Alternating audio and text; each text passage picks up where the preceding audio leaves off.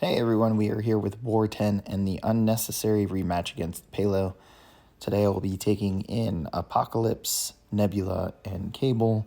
I have Path 7 in Section 1 and Path 3 in Section 2, and then a mini boss on Boss Island. So we're going to join up here, and we're actually going to wait until the boss is down before we take any of our fights. And I have quite a few that are affected by the globals, so we actually get to run through all these fights without the global. But first, we're going to take a look at mastery setup. This would be my full suicide mastery setup for Apocalypse and Nebula. Nothing really stands out in these first two. The one that I want to pay attention to is that I went max Petrify here in the proficiency tree. All right, and then where that Petrify comes into play is here with this Kingpin on Vivified.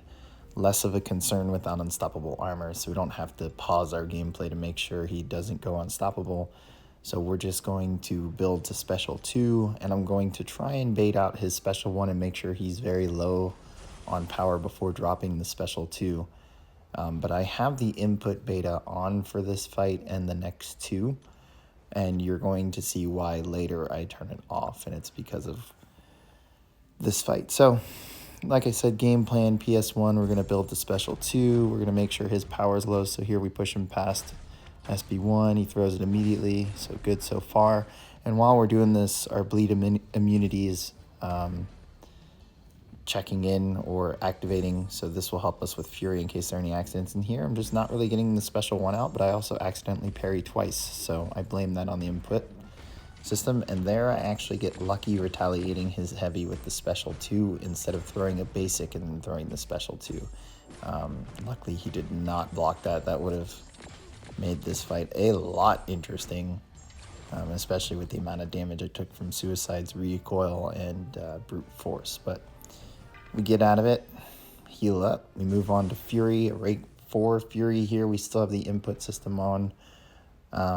I'm not worried about it with this one, as it's usually extra large champs that are the issue, but here I don't expect to be using dexterity a lot, or just dexterity a lot and baiting special attacks, so I decided to leave it on, especially for the advanced power boost. But I went through the parry, well, hoped to parry, missed 2 parries, parry 4 hits, parry 3 hits, and then parry a full combo into special 2, and that would put me at special 2 right as he's at special 1. He throws another special 1 at me while I'm blocking, but it's not a big deal, luckily, even though if it had triggered bubble shield on the 10th hit, we would have been fine.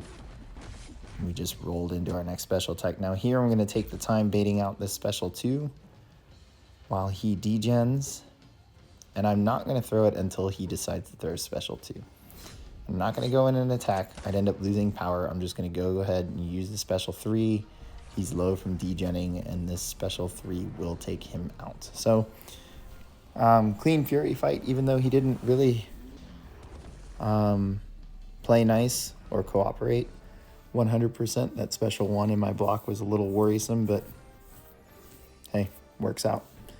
And then Colossus here. He's normally a joke here with Nebula, even with the global, but without the global, he's even more of a joke.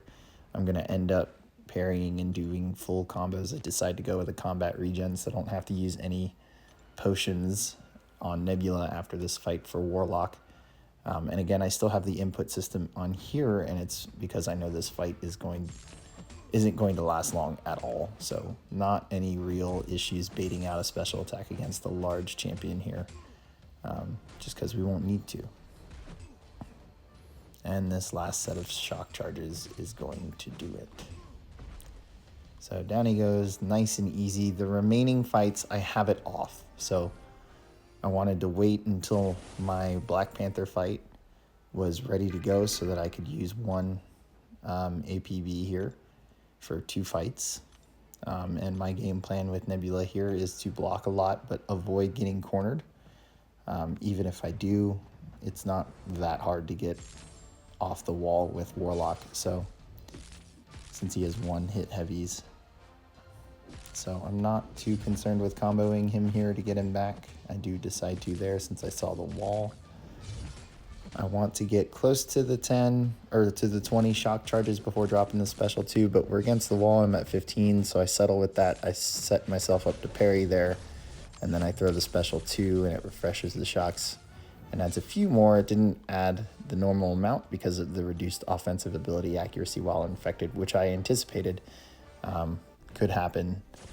But once I saw the amount of damage he was taking from those 21 shocks, I was instantly not worried about the rest of the fight. So here, this fight probably would have been Horseman Cable and working with the global if the global was still up, but because the global was down, decided to APB and use Apocalypse, stick the strike counter as we build the special 2, and then drop the special 2, and with power back boosts, that's going to get us prepared for the next special. So I'm going to hold block after this, react to whatever he does, and he threw a heavy, and then punish with the special 2 and finish the fight. Didn't do it with a Horseman Cable because of the last fight of my war, Misty Knight on the Brute Force best defense node. So between her and Black Panther, the benefit here for Paco is that we don't have to worry about our debuffs getting shrugged, and therefore we don't have to worry about our stun getting shrugged.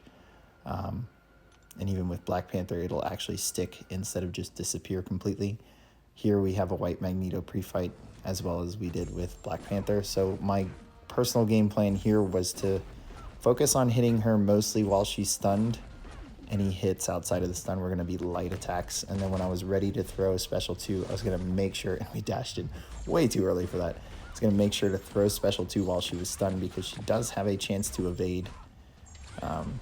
And we just really, really want to avoid that. So second special 2 while stunned, and that finished the war for me. So it was pretty much Apocalypse and Nebula just running through everything and just being grossly overpowered for their matchups this war. So our BG ended up beating out their BG. They died 4 times to our 2.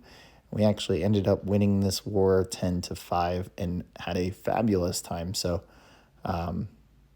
easy win for us. We're still in the top 3, maintaining top 3.